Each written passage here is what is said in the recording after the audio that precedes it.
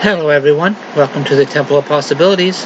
I am Minister William, or Reverend Will if you wish, leading today's sermon of February 15th, 2025, 2026. Keep doing that. And as always, we'll start with a moment of silence for prayer, meditation, or what have you.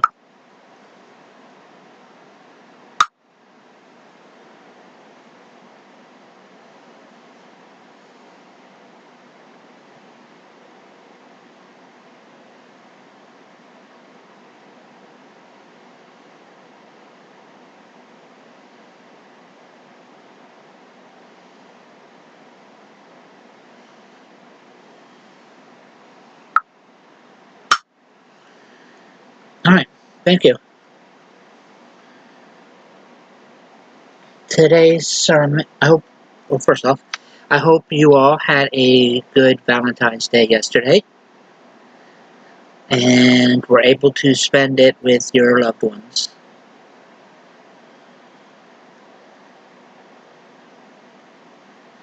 And so today's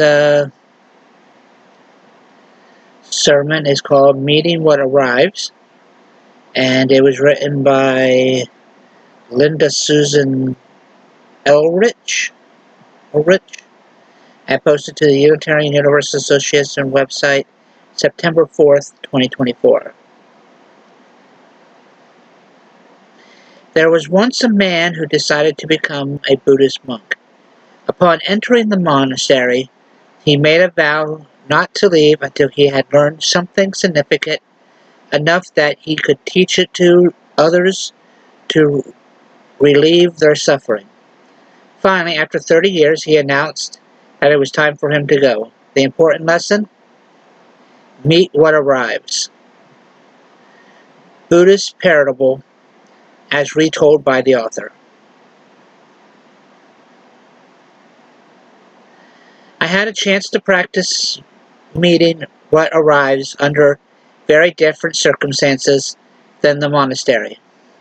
I was driving on the highway behind a giant truck hauling dirt. The reason I knew what it was carrying is that the black tarp on top wasn't secured.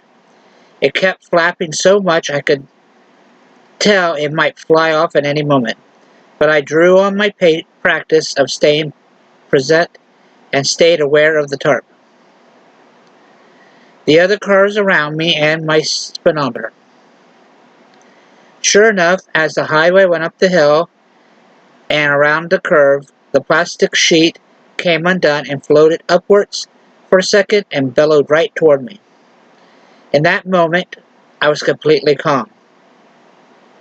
It was like time had elongated. I was present to notice how beautifully and elegantly the material caught the air, flowed like a dancer's skirt. I could tell it was going to land across my windshield and cover my view. So I decided to keep driving to see what would happen. Right after it covered me, it got pulled into the slipstream and whipped over my car. When I looked in the rearview mirror, the sheet had dropped to the ground, no longer a danger. About 10 minutes later, I found myself shaken by the experience, a combination of adrenaline and, oh my God, did that just happen, careening around my nervous system. And yet, I recognized that if I seized up with fear and slammed on the brakes instead of meeting what actually arrived, I could have gotten seriously hurt. Reverend Dr. Samuel Wells notes that the ability to act from presence and instinct to the goal of theological ethics, to the present in one moment, and so steeped in our spiritual values, beliefs, and aspirations that we act from that place without needing to think about it. It's no longer what we do, it's who we are. This is the moment when those of us living in the U.S. must ask ourselves, who are we as a country? More than that, how can we become something better, especially for those struggling within the margins. Staying present to what's real, our world, our hopes, our stories, can help us embody our values whatever comes our way. Prayer. Spirit of presence, may we meet what arrives with open hearts and open minds, and may our communities and aspirations run so deep that choices become obvious, even in the midst of complexity. Amen, and blessed be.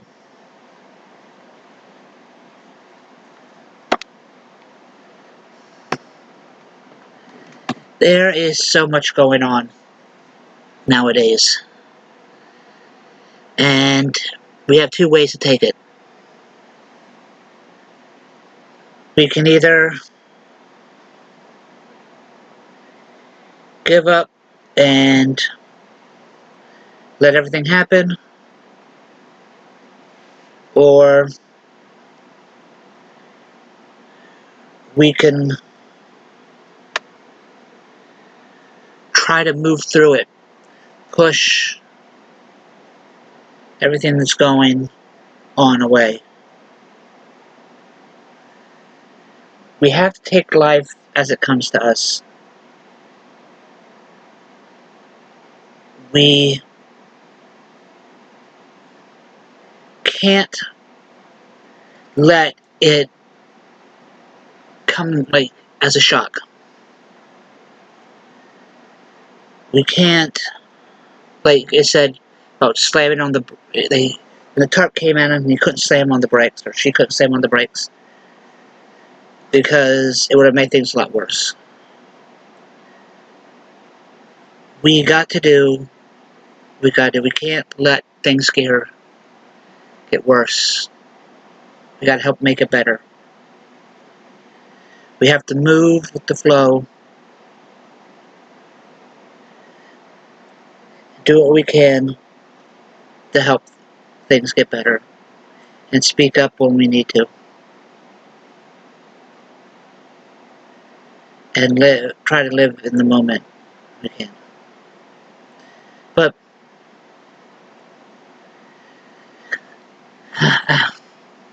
as always,